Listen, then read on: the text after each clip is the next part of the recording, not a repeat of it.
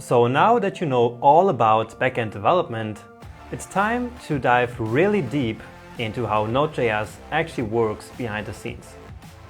So you're gonna learn all about the Node.js architecture, events and the event loop, streams, modules, and more.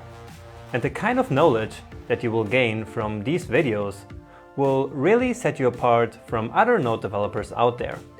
And that is the whole reason why I always include these kind of more theory lectures into my courses.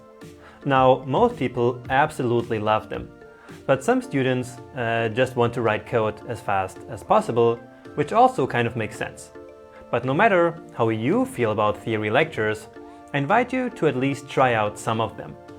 And this is actually more of a mix of theory and code lectures, so that you can immediately apply what you learn.